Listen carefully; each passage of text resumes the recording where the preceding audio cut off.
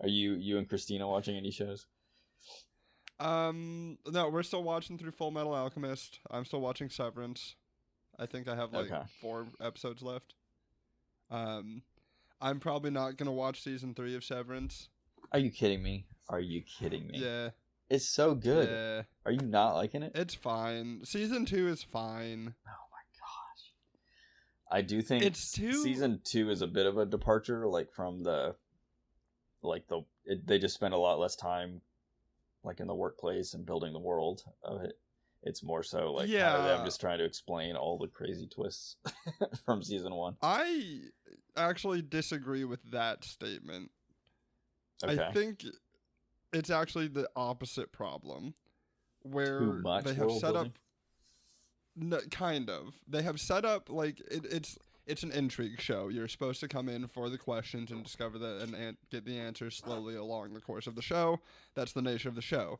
The problem is, a lot of the shows that do that, typically they'll have a very good and intriguing first season, but then in season 2, they just keep adding more and more intrigue without answering anything.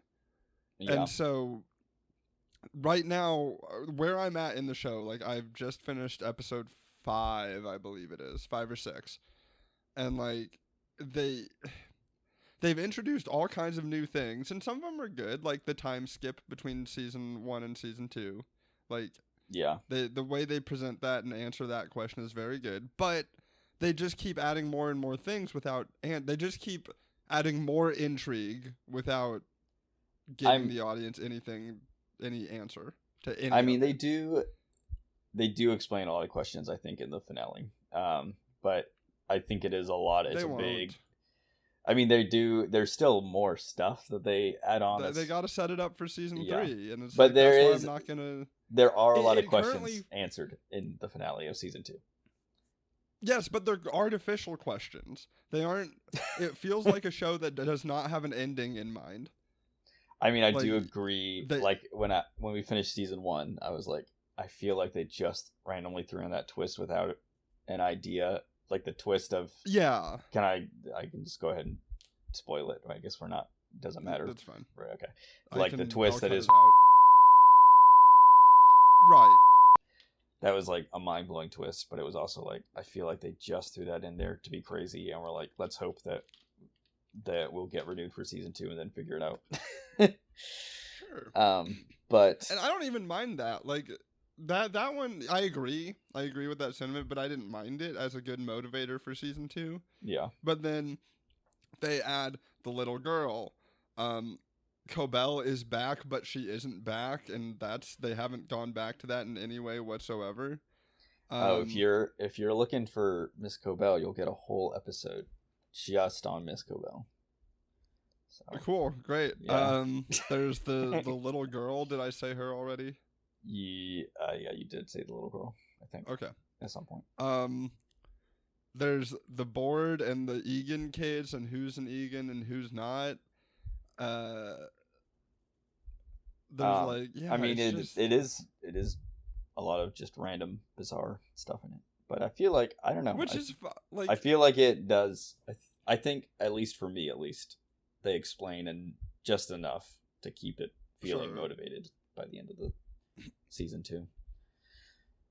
I was talking about was for me, a lot of the appeal of the first season was just watching those main 4 characters interact and kind of, since it was Mark's first time there, just interacting and discovering what it would be like to have that concept of working in a separate workplace. And that was really interesting. And then you kind of lose that in season 2. It's more so them just running around the hallways trying to figure out what the heck is going on. More so discovering how the world works, which I liked more in season 1. But I do still season 2 still lived up to the hype for me. I still consider it one of the best shows on TV right now. I disagree, but that's fine. All right. We don't have to agree on everything. All right. It's fine.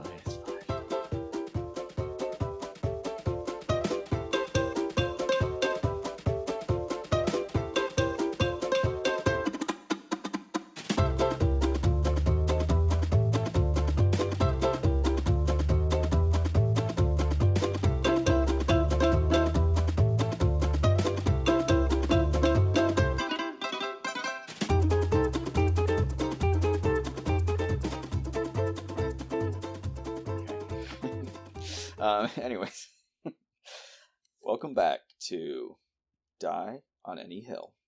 This is the show where... Sorry, just dribbling. This is the show where we we each bring a hot take to the table and we defend it to the death. This is McKay. This is my special guest, my special co-host today. I'm a co-host in this one? My special little guy, Auntie, over here. say hi. Oh. Hi. Hey, I'm just a little guy. He'll be joining us today. So please just do your best to tolerate him. We'll see if he gets back next episode or not. But all right. So now for the moment you've all been waiting for, we're gonna flip a coin. If it's heads, I go second. If it's tails, Auntie goes first. Cool. Tails. Okay, so what does that mean? Means you go first. Okay, so once again, my take is less of a hot take, but I do. This is why you're not. This is why you're not a co-host. This is why you're just a special guest, because you never come obeying the rules of the show. Absolutely not. I set up the rules for this show, and I will say fuck it. So no, I just I've been taking a look down and trying to like get my professional life in order, and taking a look at my resume and realizing that I have no skills on my resume. So skills if I could get period or help, skills written on your resume? I have no skills, period. Okay. All right, that makes our job a little harder, but okay. Yeah. So I was wondering if you could just help me like punch up my resume and help me, you learn some skills. Land this job interview that I definitely have. Okay. For big company. Learn job interview for big company. Can we see the current state of your resume? Sure. Let me see if I can find mine. We were debating if this is who has the the worst looking resume, and I have not touched my resume in like 5 years. I don't even know if I even have it on this computer, because like gonna be honest, I might have deleted my resume. I think like the last time I would have had a resume was like 2 computers ago, so it's possible that I don't even have it saved like in the cloud.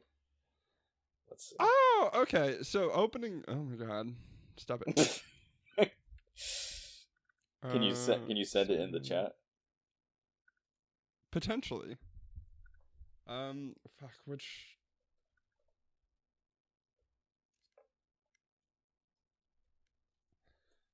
It's making me sign back in. If it's too much, don't worry about it. Why does Microsoft make me buy 365? Whatever. Oh my gosh, they just did the same thing to me, and I just spent money on it because I'm like, how am I not? I was gonna say because I bought Microsoft Word, but I straight up bought Word like a year ago. Okay, so here I found Fori_resume3 from 2022. Mm-hmm. Let's see what we got here.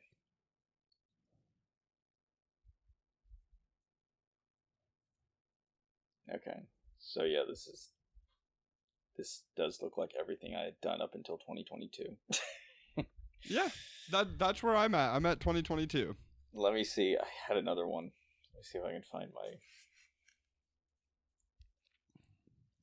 So maybe we both need to punch up the resume. I think we both need to. I mean, I'm not in a position where I need a resume at the moment, but it's never a bad idea just to have one. But wait, you aren't coming on our joint interview for big company? Oh, is this is a joint, like you and I were planning to go together? Yeah, I scheduled it for both of us. I didn't know that's something that companies did was have 2 people interview 2 people at once. We're just we're just a joint package though, I guess. Yes. Yeah. Okay. Obviously. You hire one, you hire both of us. You gotta. Sorry, guys. Sorry, Dad. Okay, well let's look back at what you've Yeah. done. What have your jobs been? What was your very first job? My very, very first job. Tax paying or non-tax paying? The very first one. Your Very first skills are one. So, like, unrelated as to whether or not you were taxed on your skills. Well, then that would probably be like helping my dad roof the house or something. Okay, well there you go. Put it on the Does that resume. count? Yeah, you have roofing skills. All right, roofing. If you can, It's on. Yeah. What years did you do that? I don't know. I was like 12, bro. So what? That was like what? 2013, 2012, 2011.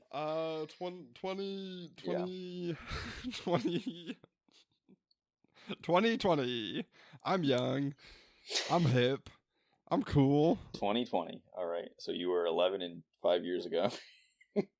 Yes. Okay. Yep. We'll put roofing skills 2011 to present. Just can repair your roofing. roof. Can repair your roof for you. All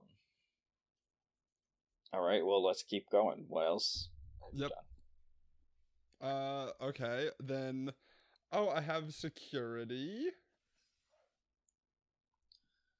Where were you a security guy at?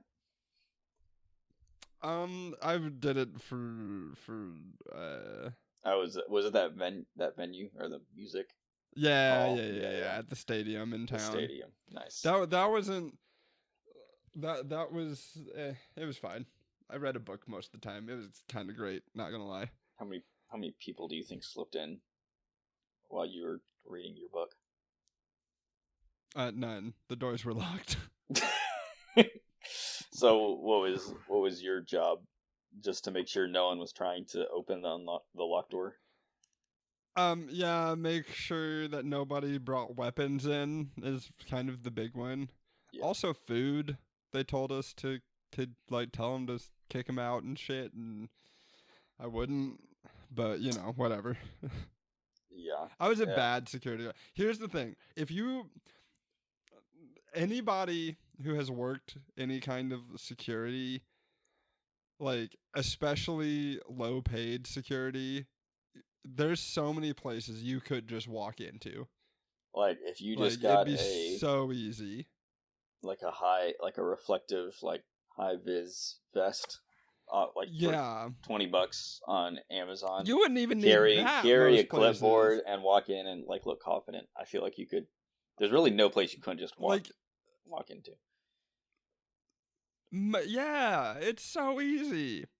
So we can add that to my resume. Walking into places. I know how to walk into a place. Not only can you keep a place secure, you can break in anywhere as well. It goes both ways. A master thief. Master thief and security guard. Nice. Yep. Okay. Mm-hmm. Well, no, we got to make security guard sound like more interesting. We can't. The security guard's just boring. We need to punch it up here. Security. Specialist. I mean, you know what you got to do. Pull up the thesaurus. Oh, good old thesaurus. Okay. What master? Yeah, security master. Well, I feel like there's too many masters going on all Well, at I know. once. I'm saying that's the word I'm putting into the thesaurus to see the synonyms. Okay, so what about a crackerjack? A crackerjack? I don't think we can say that anymore. You are a security crackerjack. I was, yes. You're not wrong. Okay. Get that on the resume. Yep. So, what was that your first like tax paying job? My first tax-paying job was Holiday World. Okay. Was that That was what skills lifeguarding. was that? Yeah, I was 16. Pushing lifeguarding. So it's still kind of a guard oriented position. That's not as cool as like Master Thief though. That's true. But we're trying I also to did night security there. A lot of security. Like it sounds like you could keep really anywhere secure. Probably yes. Me and my 6'1", 175-pound frame could very easily defend a place. Did they give you any weapons? They give you like a taser or a little baton or something? I didn't need any weapons. I got these two guns right here, baby. Oh, there you are. I'm surprised they even let those in the building. Hey, when you're the security guard, who's gonna tell you no? That's true. They were probably too scared to. Exactly. Say, hey, don't bring those to work today. Very intimidating. I'm a very intimidating fellow. Okay. Well, security master, security ace. I think got to be on there. Security patriarch. Yes. Yeah, security matriarch. Okay, so Master Thief and security matriarch. Those are two skills to put on my resume. Great. Okay. We're gonna nail this job at big company. Yeah. Yep. What next? I know you did the ambulance for a little while. I did do the ambulance. Drove a boo-boo bus for a hot second. Okay, so professional driver, I guess. That's true. I have had multiple driving jobs as well. Let's see. We're going back to our thesaurus. Driver. Formula One racer.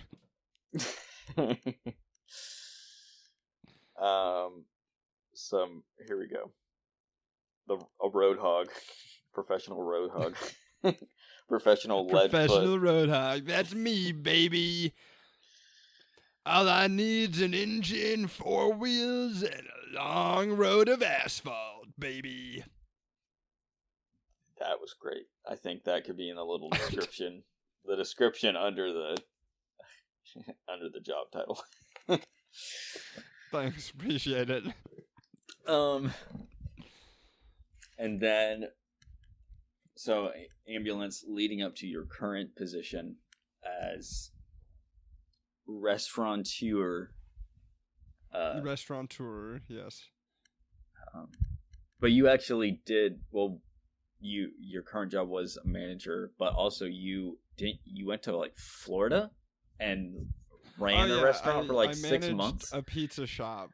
I managed a pizza shop down in Florida for too long. How long? It was horrible and one of the worst experiences of my life. I hate Florida with a passion. So was it the job or was it Florida? Because you came back. I hate the man I worked for. Because you came back to where you live and started doing another managing place at another restaurant. Well, so what made this one so terrible? And then I found another job, which shall not be named. Okay. Wait, you did marketing? When did you do that? No, bartending. Oh, bartending. Okay. Yeah. Nice. Yeah, I was a bartender for like a couple years. That's right. I remember. You were still doing that when we had started this. So. Yes. But what made the managing down in Florida so much worse than what you currently are doing? Was it your boss? Long hours, asshole of a boss, general bad times. I didn't eat. I was depressed. Very, very bad. Gotcha. Yeah, that's a lot of negative factors there. Maybe we won't be putting so those we can add on that the resume. to the resume. Yes. Dealt with depression. Boy. Dealt with bad vibes. Depression. Okay. Experienced depressed person. So then just to review they know ahead my of time. resume. Oh, sorry. I was just saying that so they know ahead of time, you've dealt Yes. dealt with this stuff. It's a skill. It is a skill. It's a skill. So on my resume, we currently have, what was it? Oh, Master Thief. Are you not writing this down? What do you mean? What is it? I did write it down. Definitely, it's in front of me. I just can't read. Oh my gosh. Okay, that doesn't. Yeah, we'll make sure we avoid that topic at all costs. That you can't read. Yes, that's why I needed. Put at the very end so of the resume in all caps, large font. Can read very well. Yes. Just trying to avoid that altogether. What was it? What was the other one? Security. What was the? You were matriarch of security. Yes. Roadhog. Master Thief. Professional roadhog. Matriarch of security. Roadhog. Roofing specialist.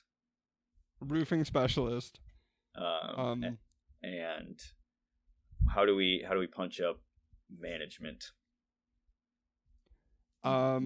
Restaurateur. No, that way because that's included. That's under depression and bad vibes. Okay, so it's just kind of assumed. Yeah. You see that. And so you managed a restaurant. Okay. Yes. Yeah. Great. Yeah. Don't want to be redundant. No. And there's already so many other skills we can't really afford to take up the space by writing the same thing twice. Right. We gotta conserve ink. Conserve ink. Conserve paper. That's true. We're not trying to That's something. That's another planet. little footnote you can put under can read very well.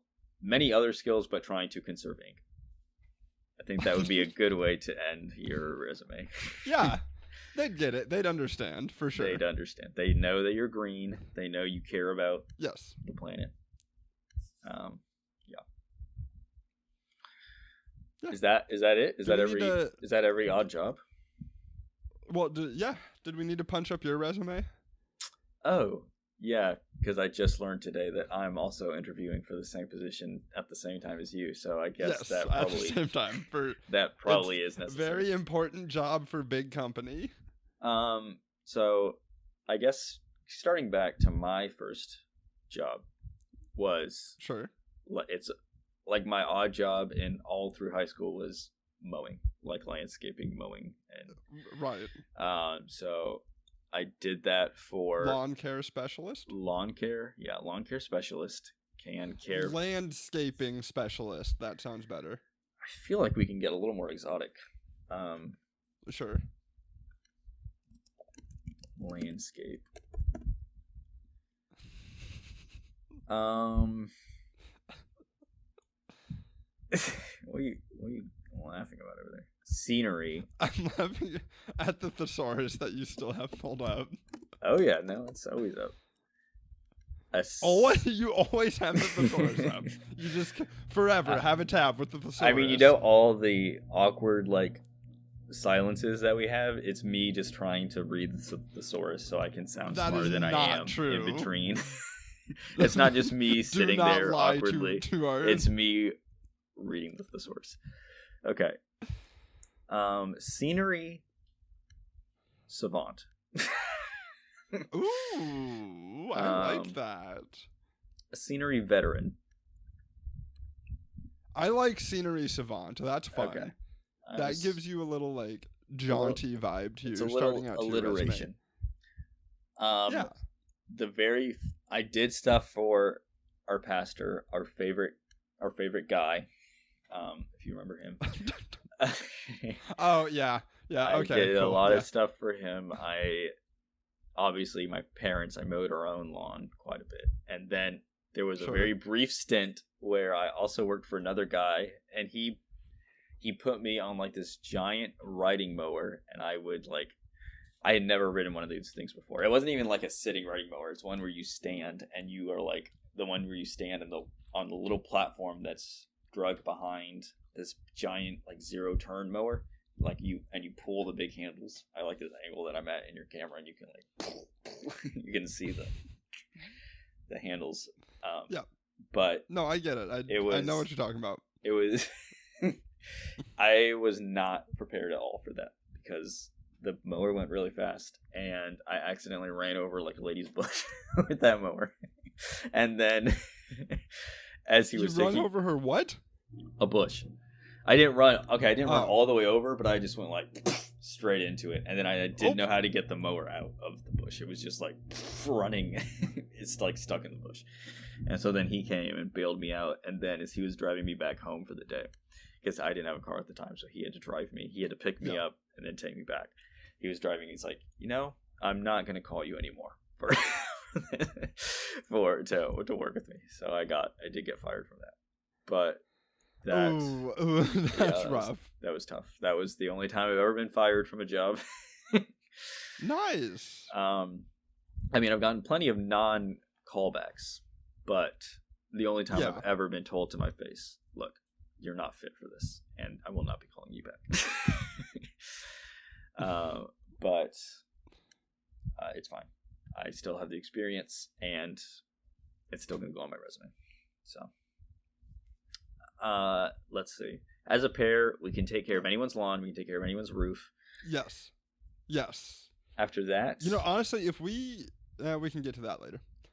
Continue. Sorry. After that, I went to college, and my first job, I worked at Muya, the burger place. I put fries in a bag, nice. And then called out people's names for a whole year, and handed them the bag. Head chef, right there. Head chef, and then in like asterisk, we could maybe put in very small fine print, like fry at the bottom. Head fry chef. Yes. Then the next year, we don't want to lie, but right, of course, yeah, we're still being honest. It's just it's your own fault if you're not reading the fine print on someone's resume. Yeah, exactly. And we make it fine print to conserve ink, as we already mentioned. Correct. Next year, I did fundraising over the phone, fundraising for the school. We were the dove raisers, so we had a whole list of everyone who went to the school, and then we would call them or the parents of students who are currently going there and say, hey, we build a little rapport. Say, hey, I'm McKay with the dove raisers. I noticed you went to this school at this time. Would you like to give us money? So I did that for a year. That sucks. Yeah, it was all right. You were a telemarketer, I McKay. was. Okay. Hang on.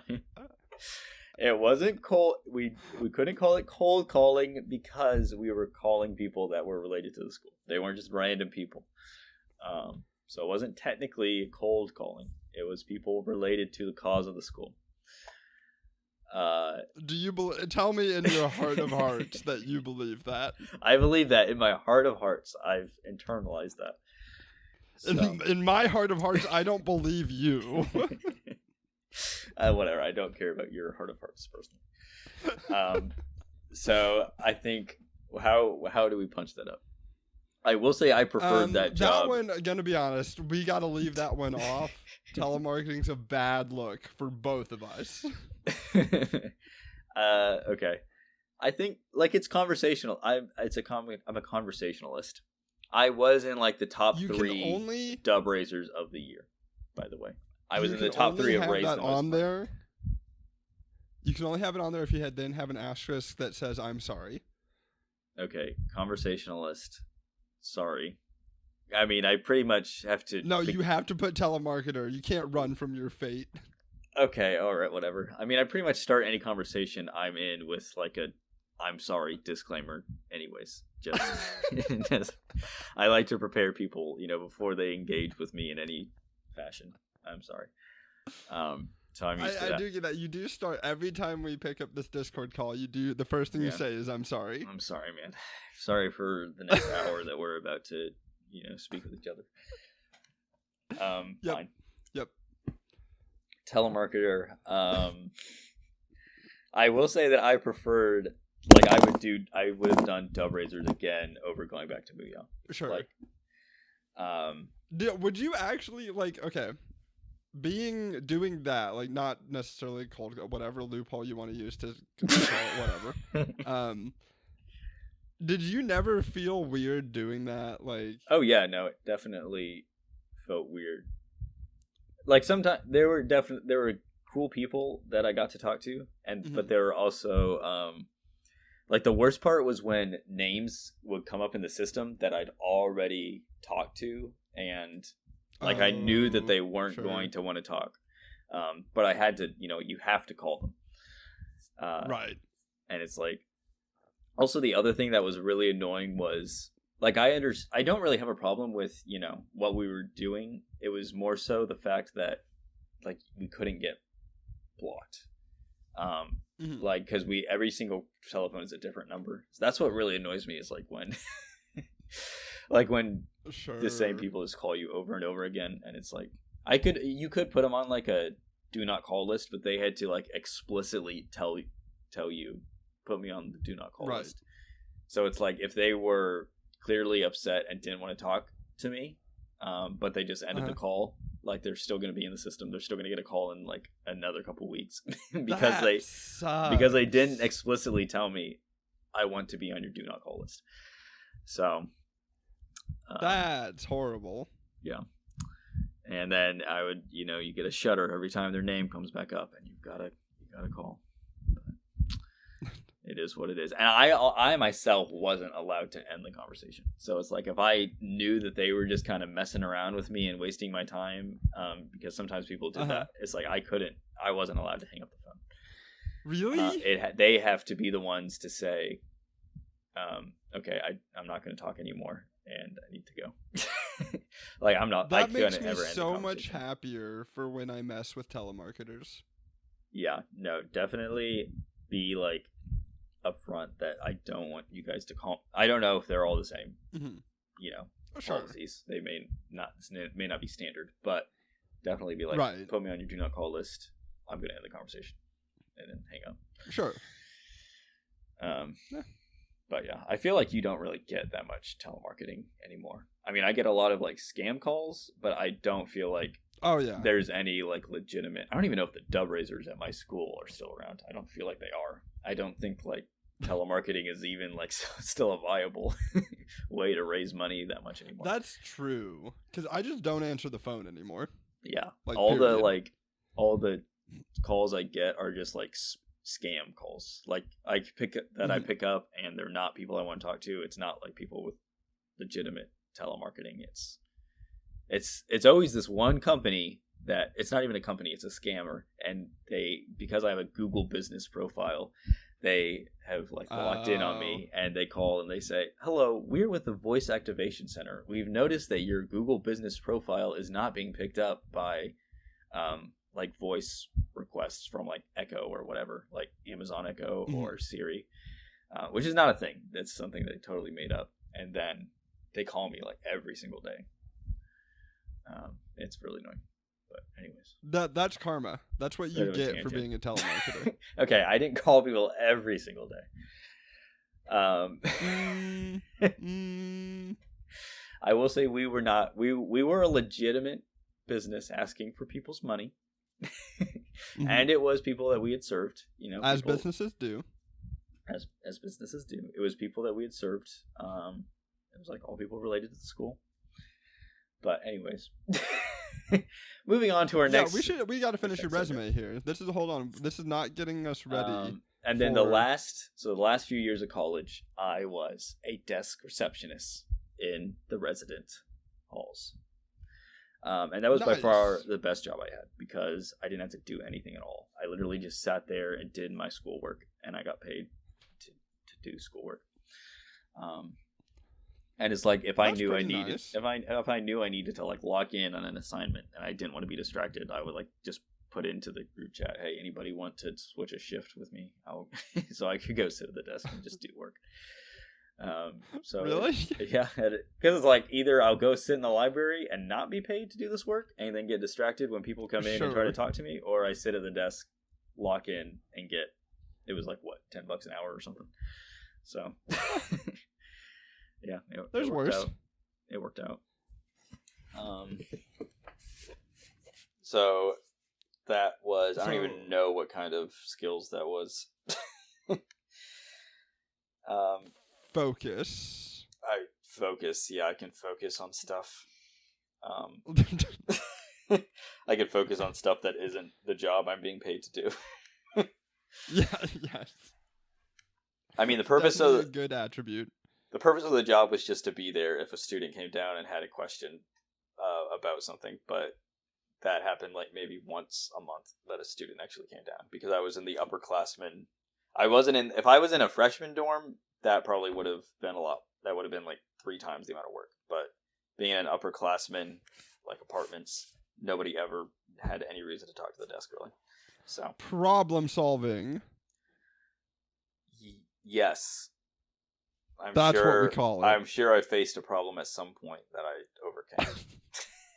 Hey, that counts. That counts. Yes. And now cut to what I've been doing for the last 5 years. Wedding videography. So. Nice. Hell yeah. Yeah. So I mean that you can just put that up front, I guess. Can press play on a camera. Just wedding video. We don't punch that up in any way. Just wedding videography. And wedding video. Can hit record on the camera. And that's about it. Mm-hmm. I mean, I feel like between us, we got a pretty solid array of skills there. Yeah. As a unit, I think we're gonna nail this job. As a unit, we're pretty appealing, I think. We are. Maybe apart. I don't know. We may have a little more competition, but I think together we're unbeatable. Maybe we should just. Maybe we should just human centipede ourselves, McKay. That's true. Maybe. Yeah. Is there? Well. We can debate who's going to be on which end later. I don't even know if that's a centipede when it's just 2 people. I think that's just. It counts. I don't even know what that is. I don't think it's a human centipede. I think it's just 2 guys stitched to each other. But we're still doing the action of human centipeding ourselves. I think a human centipede has to have at minimum 3 people. Okay, we'll find a third. If you want to be a third in our human centipede, hit us up. Get us a call. Maybe we could do some with my telemarketing skills. I bet we could find someone who would do it. Probably. Yeah. Yeah. That's the thing is, between the skills we have, it would not be hard to build a 3-person human centipede that any business would want to hire. Yeah. Well, no, I was going to ask that. Should we wait until after the interview to human centipede ourselves, or should we go in as a human centipede? I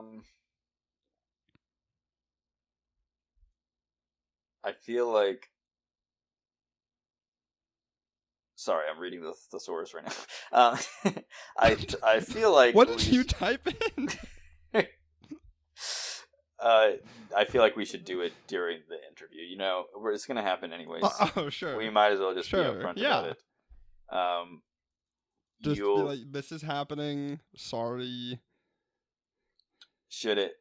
Okay, so the human centipede is like, it's mouth to butt. Should our specific human centipede be butt to butt? So we can Absolutely not. Okay. That makes no sense, McKay. I guess anatomically that wouldn't. Don't really be work. ridiculous. And anatomically that is not how a human centipede would work. No. We'll have to. Where are you guys gonna poop then? Okay, we don't need to get into the specifics of how human centipede works. I really don't want to talk about human centipede for me. I'm the one who brought it up. I'm sorry. Yeah, since you're the one who brought it up, obviously you would be the back end of the centipede. But no, absolutely not. We can fight about this later. Okay. The person who brings it up is the person who wants to be the back end of the centipede, is in my opinion. No, I want to be the front end. What's worse being? I mean, okay, it's clear what's worse, but it's like, what?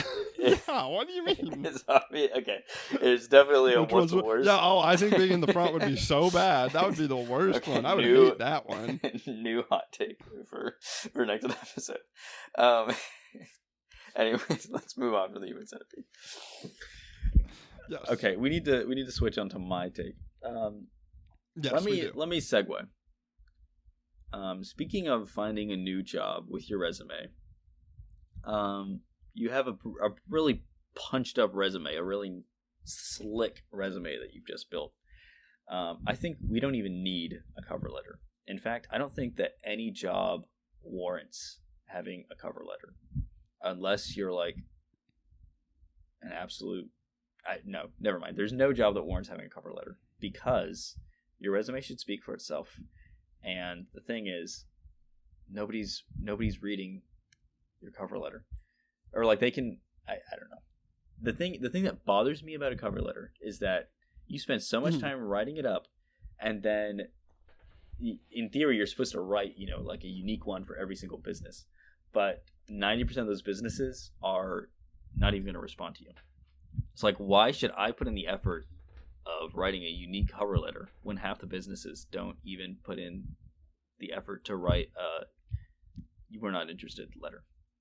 So until businesses start doing that, I don't think there's any job that warrants a cover letter. Maybe I think a cover letter maybe should be the next step. Once they've identified that, your resume is good, okay, now write me up a little essay about who you are. Maybe that should be like the in between of the interview and the resume. No, forget it. There's never any reason for a cover letter. Cover letters are dumb. Forget them. I do have one question. Okay, go ahead. What the hell is a cover letter? You don't know what a cover letter is, or you asked I've that for the purpose I've heard of the term. this? I have never written one. I don't know what they're used for. I don't know why they exist. They go with your resume. They're like it's like a page of you saying, this is who I am. This is why I want this job. This is why I think I'd be a good fit for your company. Interesting. So, I mean, I do see the general purpose of it. It's like your resume is you saying the skills you have, and then the cover letter is you explaining why you think that you yourself would be, or like why you think you'd be a good match for the company. Like the resume is the resume is the general thing that's supposed to just be copy and paste that you send to everything, and the cover letter is the more individual response that you're sending with the resume. Gotcha. But which I could maybe see being useful in like certain specialized jobs, but for the most part, like any online thing that you're applying for, they're just, I don't know, it's just not worth it because they're not even gonna give you the time of day. They're not even gonna give you what? I am so sorry. They're not gonna give you the time of day, and so I'm not gonna give them the time of day to write a silly little cover letter when they're not even they're gonna read like one line of it and then throw it out. You better just make that the bangingest line of your life. Also, I haven't written a cover letter in like 5 years, so it's, maybe I could write a better one now. How often do places ask for a cover letter? I thought it was just generally accepted that that's what you do when you apply to things.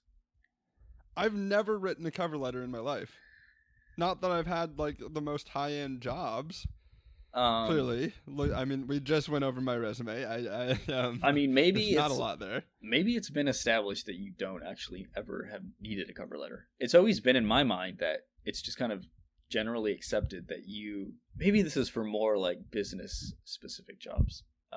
But like I don't know, any sort of like sales, marketing, like customer facing. I'm not one to talk about. I don't have much to say about the job market because I have not spent a lot of time in it. The last time I wrote cover letters was, like I said, 5 years ago, and then didn't hear back from 90% of them.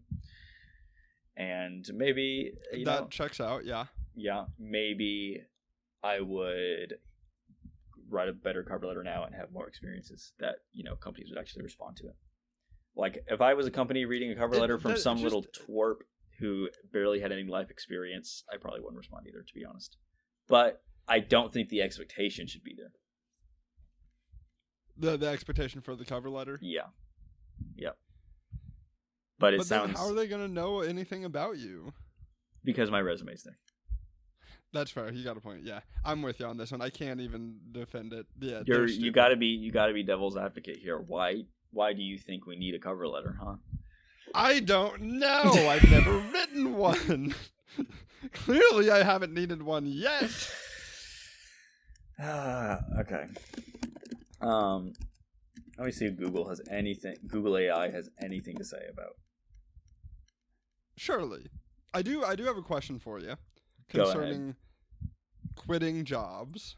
Go ahead. 2 weeks notice or no? I mean, it depends on the job, but I would say yes. Fair enough. Yeah. Listen. Well, I think the 2 weeks notice is merely a respect thing for your direct bosses.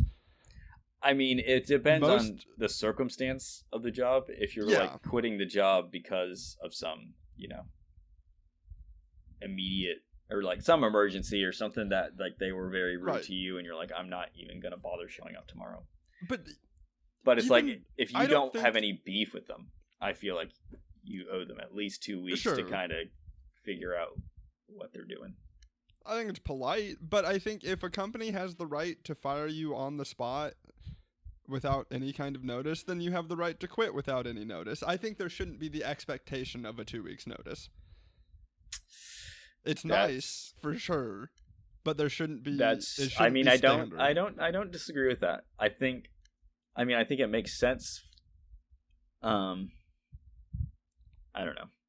It's like if someone does something really bad and that warrants them being fired, I don't think the company should be like, okay, we're gonna work with you for 2 more weeks, but you stole $1 million from us. Don't do it again in the next 2 weeks.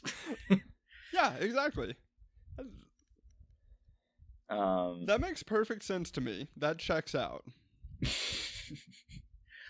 Yeah, I feel like 2 weeks notice makes sense personally. But, Did the Google AI, did Gemini have anything to say it just said exactly what I told you. It's an excellent opportunity for candidates to introduce themselves to potential employers in a personalized and concise way. And they express their motivations and can highlight specific context to the skills and experiences on their resume. And it explains why they're a perfect fit for that particular job. Lame. Yeah, but it's like, it just annoys me that businesses don't have the respect to even write back a letter that says, sorry, you're not a good fit. I 100% think businesses should do that, and there's no reason they can't. And it's like, and if they do respond, it's just like a copy and paste. When it's like, they expect my cover letter to not be a copy and paste. What they need to do is go in and write a full letter about, hey, sorry, you're not going to be a good fit because A, you did telemarketing and we need someone who has never done that. They need to go through bullet point by bullet point and be like, this is why you would suck at our job. And this is why we're not going to hire you. I was thinking about how much work that would be for whoever has to fill those out. And then I was thinking, you know what? Fuck the corporations. Yeah. They should have to do that. If anything, we're creating jobs. We're creating a job. We're creating jobs. God, we are going to be such good co-presidents. Yes, we're creating a job. Every single business needs to hire someone to just go through and write rejection letters for people that apply. That will be the law. But the question is, who is going to hire who's going to hire these people that are going to read all the letters? But if we don't, that's the company's problem. That's not our problem. Okay. We ain't their HR. It's like a chicken and the egg thing, Who's hiring the hirers? If the hirers aren't already there. Didn't think about it that way. Yeah. But anyways, not our problem. So. Yeah. We create the jobs. It's your problem. And now they're your problem. We've created the job, and now it's your problem. You know what else is your problem? The fact that it's the end of the episode. Boo, boo, boo, boo, boo. Yeah, so... the blank stares, McKay. Sometimes I know the bits aren't good, okay? You should have been reading your thesaurus. You should have looked at your thesaurus. I should have been reading the thesaurus. You know what? You do the outro. It was your last intro. You Okay. get to do the outro this time. Guess what's your problem? It's the end of the episode. Ha! See, that's how you should react. Okay, anything you'd like to say, Auntie? Yeah, rate it. Go listen to my other podcast. Tell a friend about it. I don't know. Okay, and I'm going to end it right here.